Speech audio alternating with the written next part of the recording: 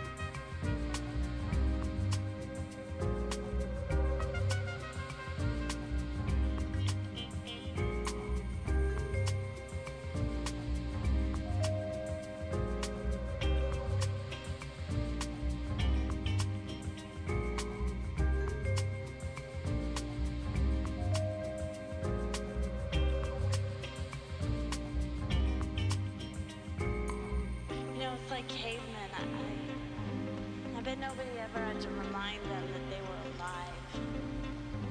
Every day they killed for food, or they starved, they froze to death, but I swear to God, I'm sure they laughed a lot better than most people today do.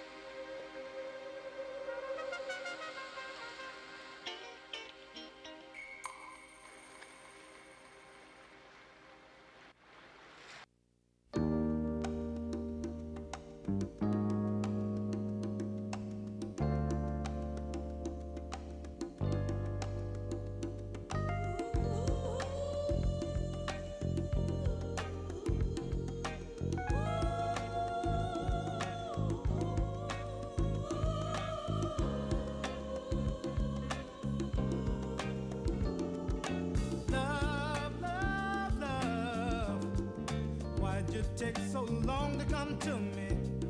Oh, baby.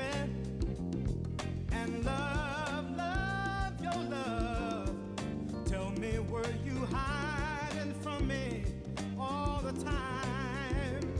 Each time I tried to find someone to take your place, it was all in vain. No, their lips were never quite the same.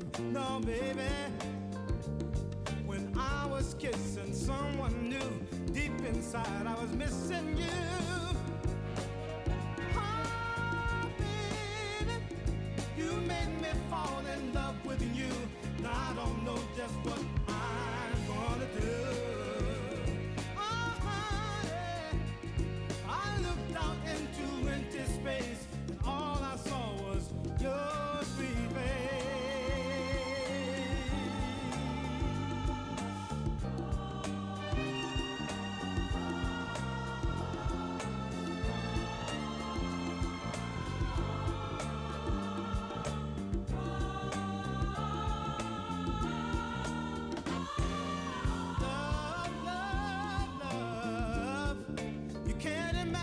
What you do to me, oh baby, and love, your love. Every time you smile, it goes through me all the time.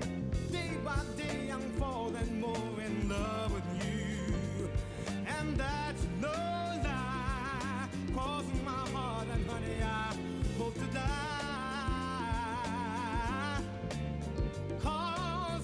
Trying to mislead you. Believe me, girl, I really need you. Oh, baby, you make me fall in love with you. I don't know just what I'm gonna do. Oh, honey, I looked out into empty space. All I saw was your sweet face. Oh, baby, you made me fall in love with you. I don't know just what I'm gonna do. Oh, honey, I looked out into empty space. All I saw was your sweet face. Love, love, love.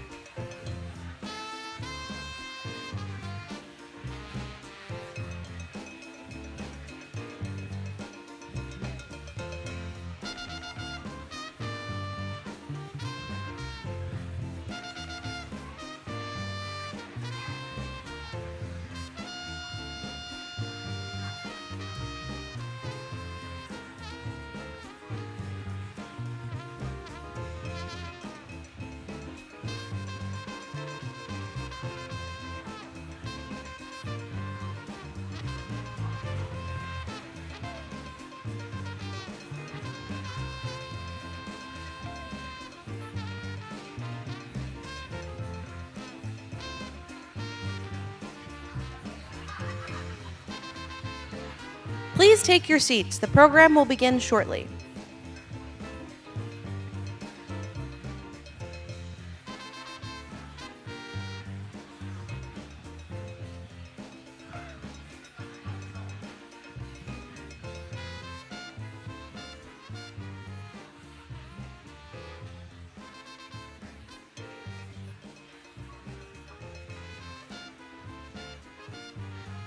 Please welcome Dauphin County Commissioner Justin Douglas.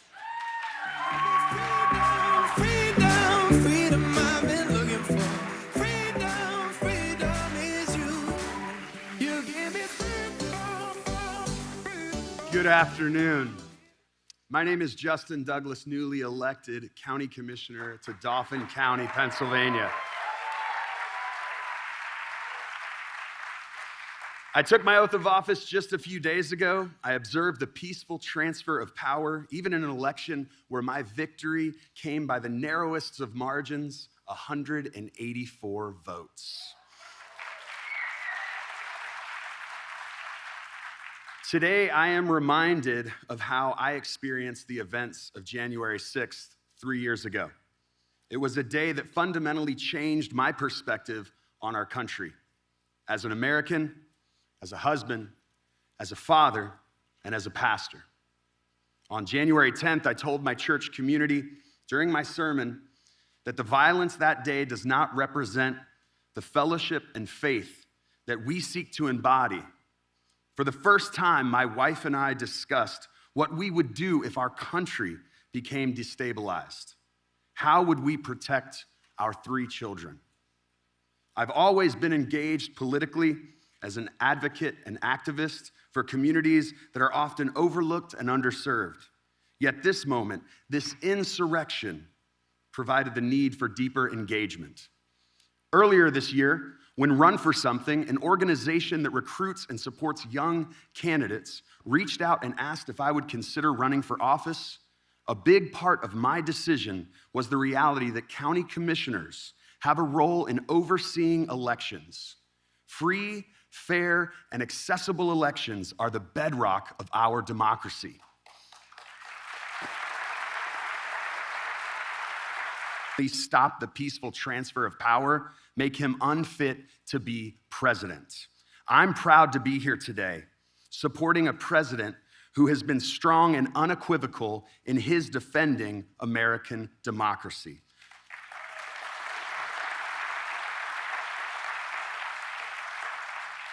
A president whose leadership is exactly what we need in this moment. It is my honor to welcome to the stage the President of the United States, Joe Biden, and the First Lady of the United States, Dr. Jill Biden.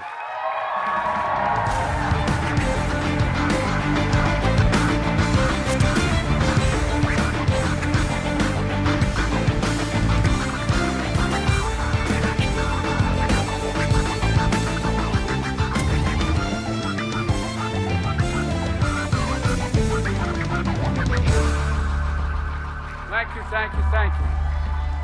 Thank you.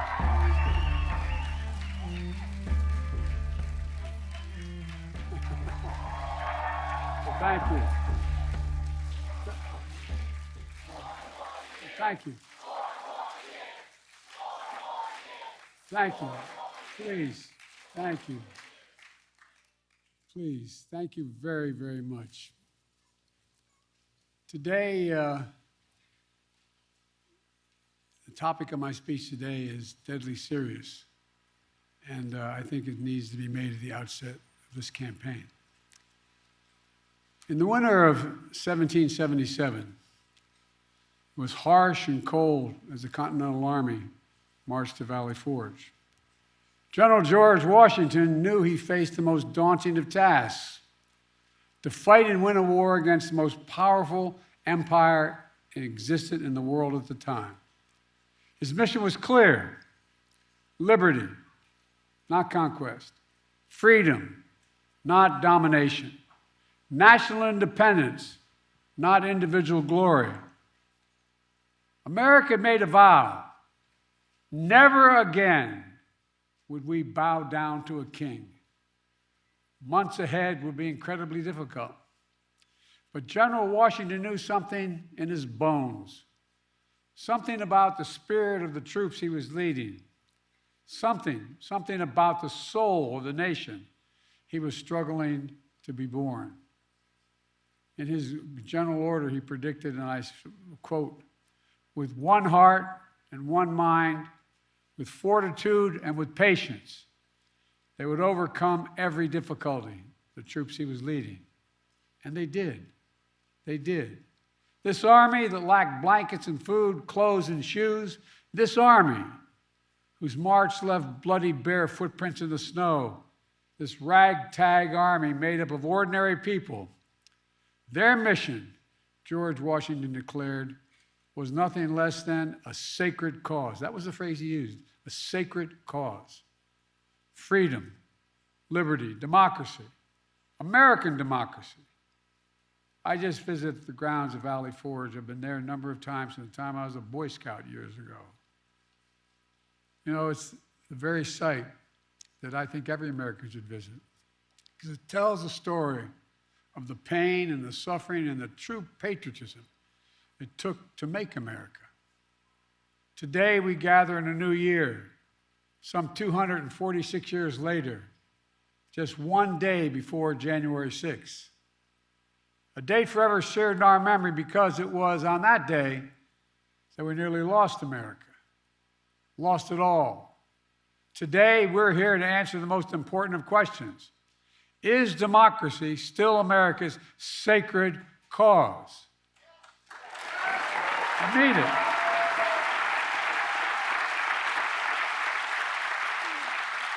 This is not rhetorical, academic, or hypothetical. Whether democracy is still America's sacred cause is the most urgent question of our time. And it's what the 2024 election is all about. The choice is clear. Donald Trump's campaign is about him, not America, not you. Donald Trump's campaign is obsessed with the past, not the future. He's willing to sacrifice our democracy, put himself in power. Our campaign is different. For me and Kamala, our campaign is about America. It's about you. It's about every age and background that occupy this country. It's about the future we're going to continue to build together. And our campaign is about preserving and strengthening our American democracy. 3 years ago tomorrow, we saw with our own eyes the violent mob storm the United States Capitol. It was almost in disbelief as you first turned on the television. For the first time in our history, insurrectionists had come to stop the peaceful transfer of power in America. First time. Smashing windows, shattering doors, attacking the police. Outside, gallows were erected as the MAGA crowd chanted, "Hang Mike Pence." Inside, they hunted for Speaker Pelosi. The House was chanting as they marched through and smashed windows, "Where's Nancy?" Over 140 police officers were injured. Jill and I attended the funeral of police officers who died as a result of the events of that day. Because of Donald Trump's lies, they died because these lies brought a mob to Washington. He promised it would be wild, and it was. He told the crowd to fight like hell, and all hell was unleashed. He promised he would right them, everything they did. He would be side by side with them. Then, as usual, he left the dirty work to others. He retreated to the White House. As America was attacked from within, Donald Trump watched on TV in the private small dining room off the Oval Office. The entire nation watched in horror. The whole world watched in disbelief. And Trump did nothing. Members of his staff, members of his family, Republican leaders who were under attack at that very moment pled with him. Act. Call off the mob. Imagine had he gone out and said, "Stop." And still, Trump did nothing. It was among the worst derelictions of duty by a president in American history. An attempt to overturn a free and fair election by force and violence. A record 81 million people voted for my candidacy and to end his presidency. Trump lost the popular vote by 7 million. Trump's claims about the 2020 election never could stand up in court. Trump lost 60 court cases, 60. Trump lost the Republican-controlled states Trump lost before a Trump-appointed judge, and then judges. And Trump lost before the United States Supreme Court. All of it, he lost. Trump lost recount after recount after recount and state after state. But in desperation and weakness, Trump and his MAGA followers went after election officials who ensured your power as a citizen would be heard. These public servants had their lives forever upended by attacks and death threats for simply doing their jobs. In Atlanta, Georgia, a brave black mother and her daughter, Ruby Freeman and Shay Moss, were doing their jobs as electing workers until Donald Trump and his MAGA followers targeted and threatened them, forcing them from their homes and unleashing racist vitriol on them. Trump's personal lawyer, Rudy Giuliani, who was just hit with a $148 million judgment for cruelty and defamation that he inflicted against them. Other state and local elected officials across the country faced similar personal attacks. In addition, Fox News agreed to pay a record $787 million for the lies they told about voter fraud.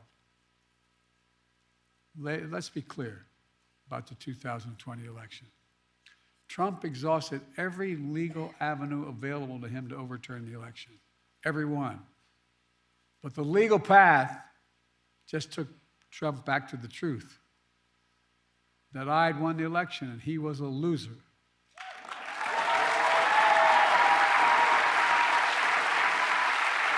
Well,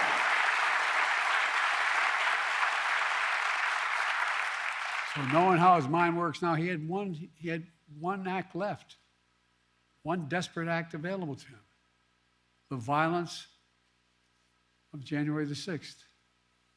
And since that day, more than 1,200 people have been charged for their assault on the Capitol. Nearly 900 of them have been convicted or pled guilty. Collectively, to date, they have been sentenced to more than 840 years in prison.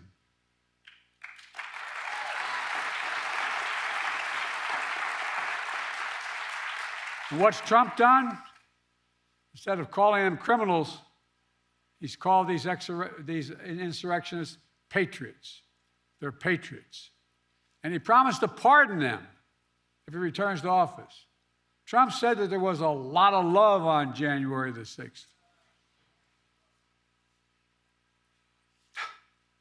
The rest of the nation, including law enforcement, saw a lot of hate and violence.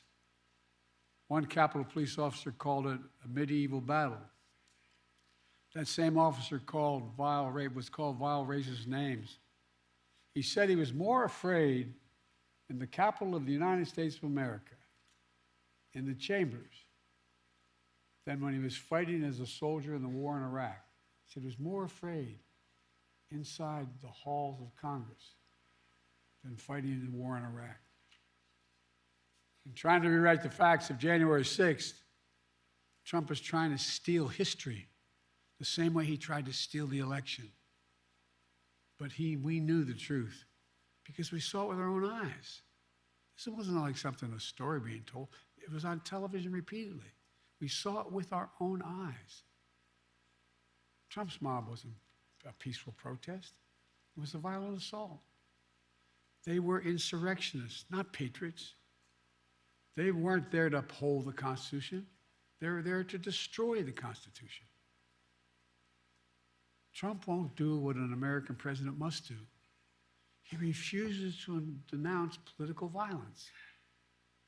So hear me clearly. I'll say what Donald Trump won't.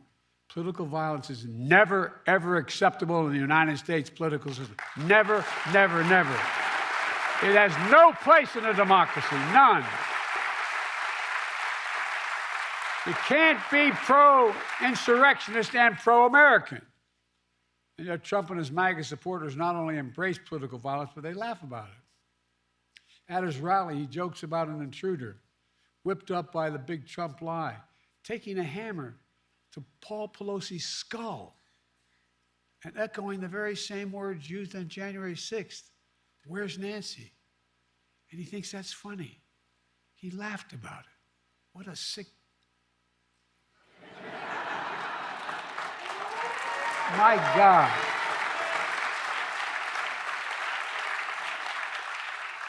I think it's despicable, seriously. Not just for a president, for any person to say that. But to say it to the whole world listening. When I was overseas, anyway.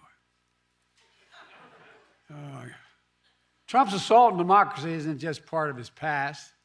It's what he's promising for the future. He's being straightforward. He's not hiding the ball. His first rally for the 2024 campaign opened with a choir of January 6th insurrectionists singing from prison on a cell phone, while images of the January 6th riot played on a big screen behind him at his rally. Can you believe that? This is like something out of a fairy tale, a bad fairy tale. Trump began his 2024 campaign by glorifying the failed violent insurrection on our Capitol. The guy who claims law and order sows lawlessness and disorder. Trump's not concerned about your future, I promise you. Trump is now promising a full-scale campaign of revenge and retribution, his words, for some years to come. They were his words, not mine. He went on to say he'd be a dictator on day one. I mean, if I were writing a book of fiction, I said an American president said that, and not in jest. He called, and I quote, the termination, quote, this is a quote, the termination of all the rules, regulations, and articles, even those found in the U.S. Constitution, should be terminated if it fits his will. It's really kind of hard to believe. Even found in the Constitution, he could terminate?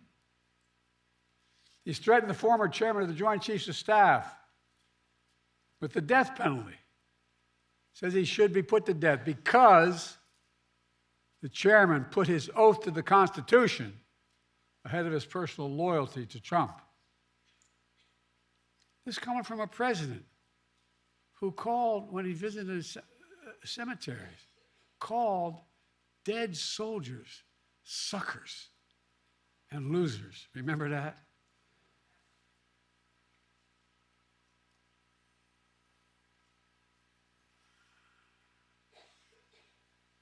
Sometimes I'm really happy the Irish in me can't be seen.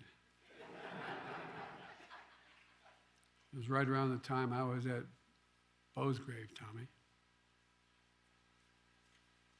How dare he? Who in God's name does he think he is?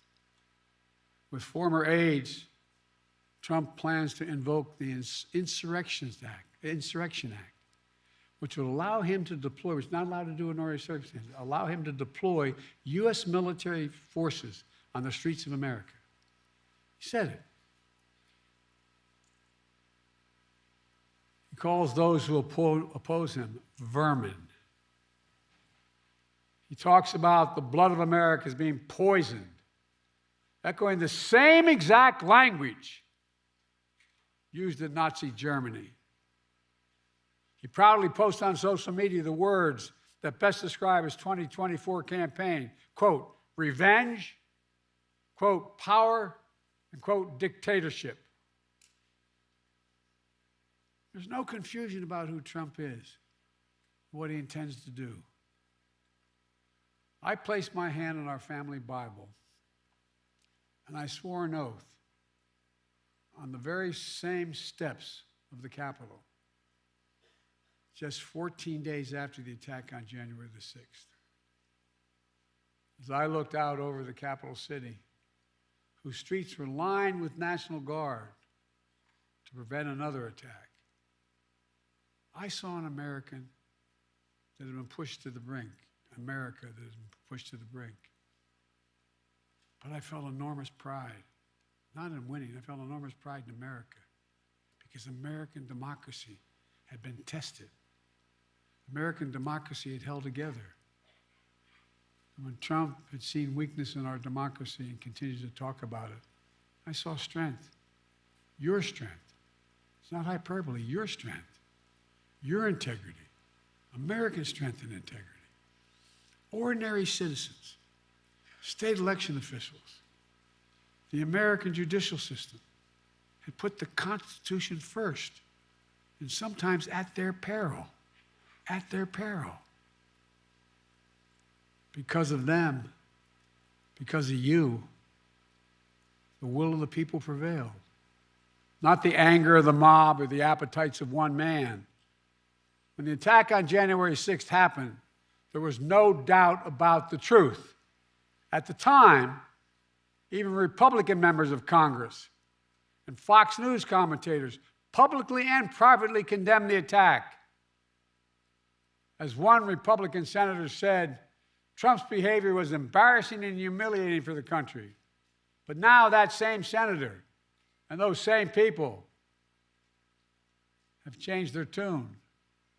As time has gone on, politics, fear, money, all have intervened. And now these MAGA voices who know the truth about Trump on January 6th have abandoned the truth and abandoned the democracy. They made their choice. Now the rest of us, Democrats, independents, mainstream Republicans, we have to make our choice. I know mine, and I believe I know America's. We'll defend the truth, not give in to the big lie. We'll embrace the Constitution and the Declaration, not abandon it. We'll honor the sacred cause of democracy, not walk away from it. Today, I make this sacred pledge to you: the defense, protection, and preservation of American democracy will remain, as it has been, the central cause of my presidency.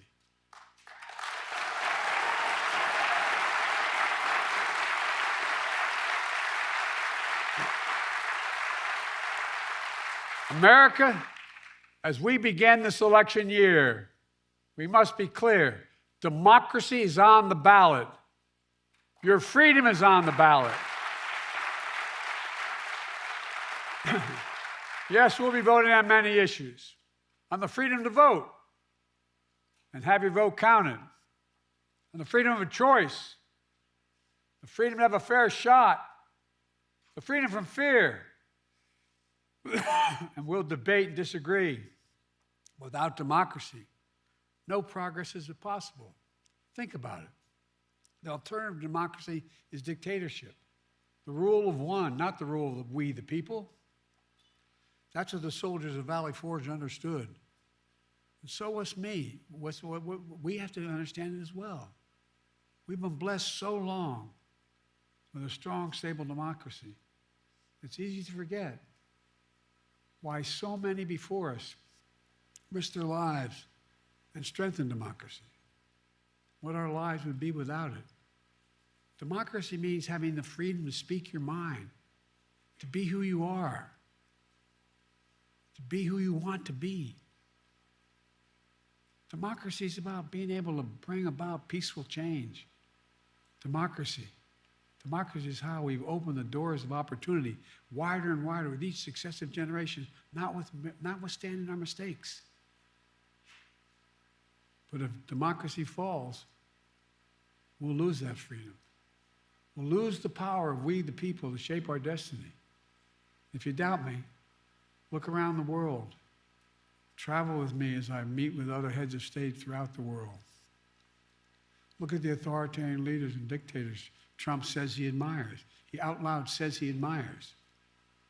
I won't go through them all. It'll take too long. Look, remember how he refers to what he calls love letter exchanges between he and the dictator of North Korea? Those women and men out there in the audience who ever fought for the American military, would you ever believe you'd hear a president say something like that? His admiration for Putin. I could go on. And look at what these autocrats are doing to limit freedom in their countries. They're limiting freedom of speech, freedom of press, freedom to assemble, women's rights, LGBTQ rights. People are going to jail, so much more. It's true, the push and pull of American history is not a fairy tale. Every stride forward in America is met with ferocious backlash many times from those who fear progress and those who exploit that fear for their own personal gain. From those who traffic in lies, told for power and profit. For those who are driven by grievance and grift, consumed by conspiracy and victimhood. From those who seek to bury history and ban books.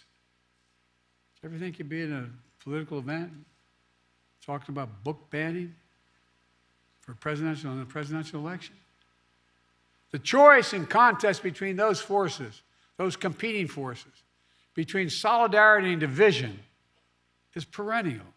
But this time it's so different. You can't have a contest.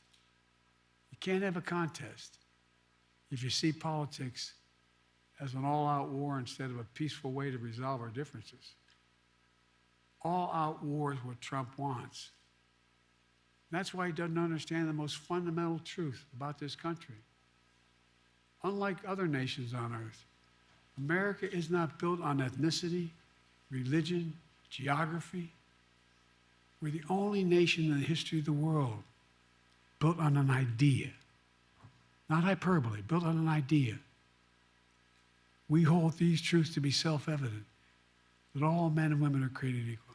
It's an idea. Declared in the Declaration, created in a way that we've viewed everybody as equal and should be treated equal throughout their lives. We've never fully lived up to that. We have a long way to go. But we've never walked away from the idea. We've never walked away from it before. And I promise you, I will not let Donald Trump and the MAGA Republicans force us to walk away now.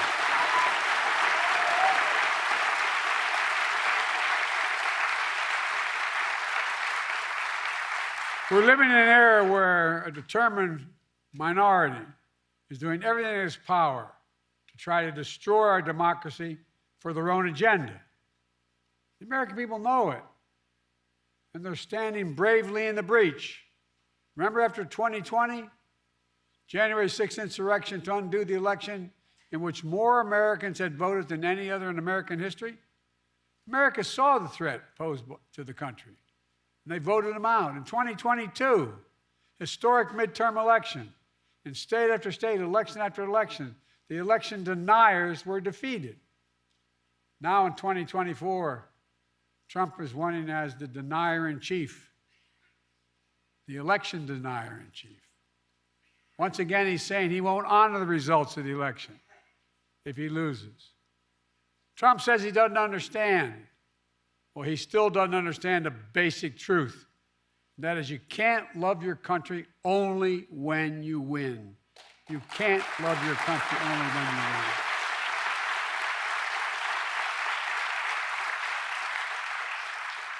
So I'll keep my commitment to be president for all of America, whether you voted for me or not. I've done it for the last 3 years, and I'll continue to do it. Together, we can keep proving that America is still a country that believes in decency, dignity, honesty, honor, truth. We still believe that no one, not even the president, is above the law. We still believe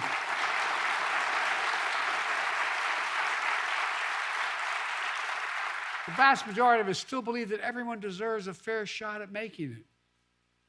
We're still a nation that gives hate no safe harbor.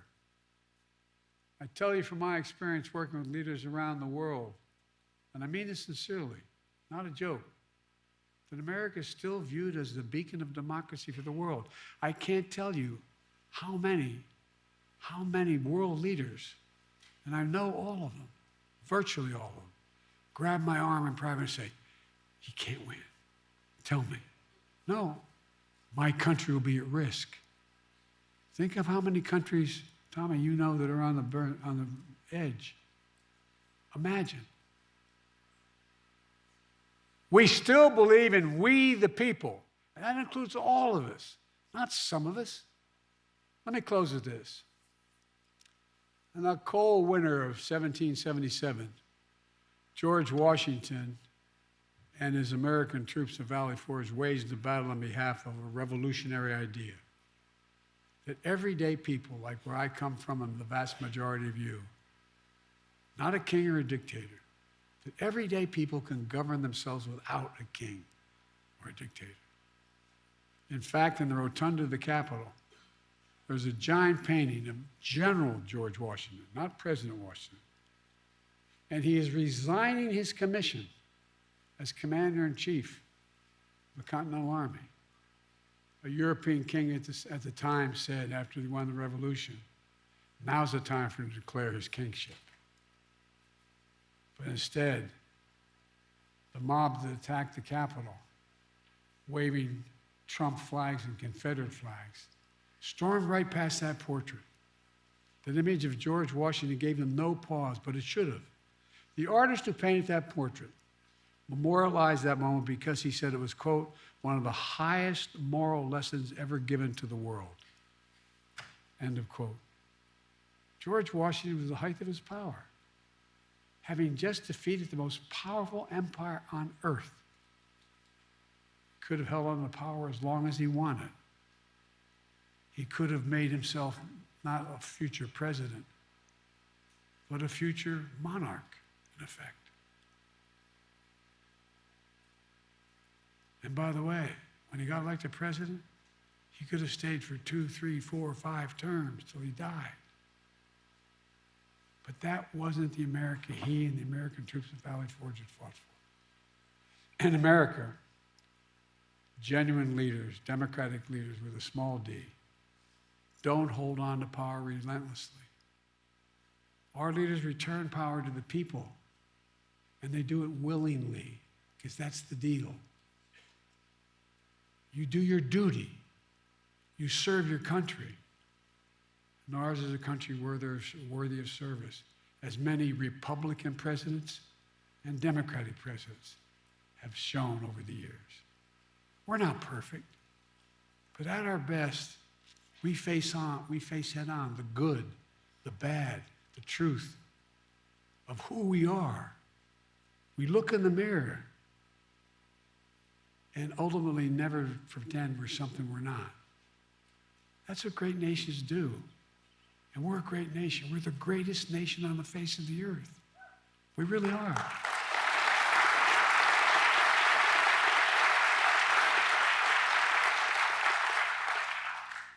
That's the America I see in our future. We get up. We carry on. We never bow. We never bend. We speak of possibilities, not carnage. We're not weighed down by grievances. We don't foster fear. We don't walk around as victims. We take charge of our destiny. We get our job done with the help of the people we find in America, who find their place in a changing world and dream and build a future that not only they, but all people deserve a shot at. We don't believe, none of you believe America's failing. We know America's winning. That's American patriotism.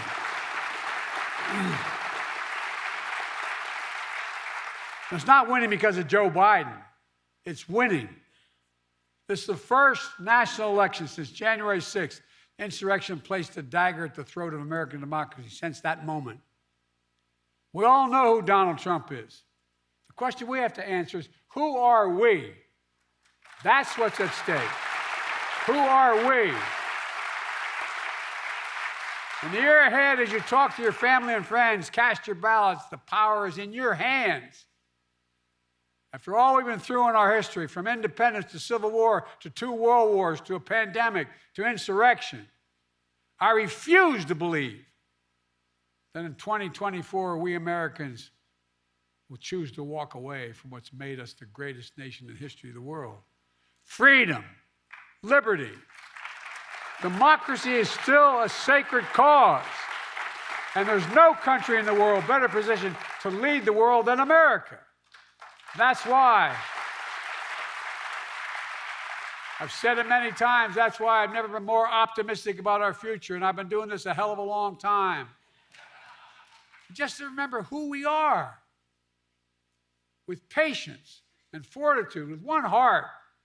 We are the United States of America, for God's sake. I mean it. There is nothing. I believe with every fiber, there is nothing beyond our capacity if we act together and decently with one another. Nothing, nothing, nothing. I mean it. We're the only nation in the world that's come out of every crisis stronger than we went into that crisis. That was true yesterday. It is true today. And I guarantee you it will be true tomorrow. God bless you all, and may God protect our troops. Thank you.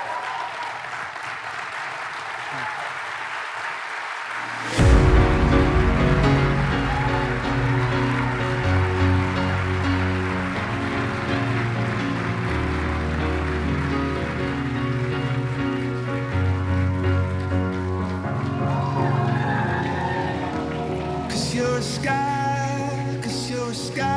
I understand power.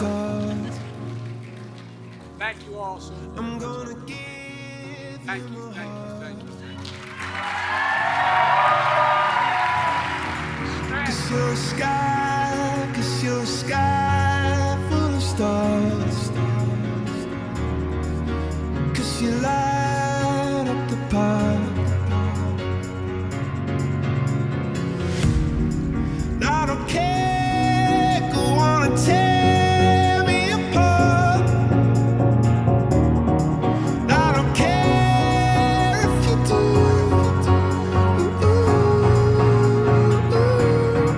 Cause in the sky full of stars, I think I saw you.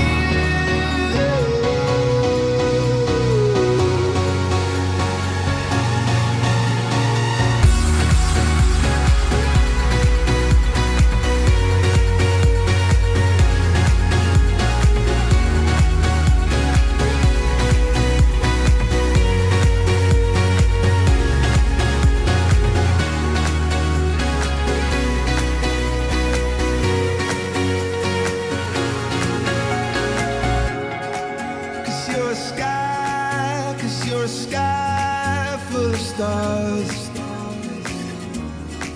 I wanna die in your arms. Cause you get lighter the more it gets dark. I'm gonna give you my heart. I don't care, go on and tear me apart. I don't care if you do.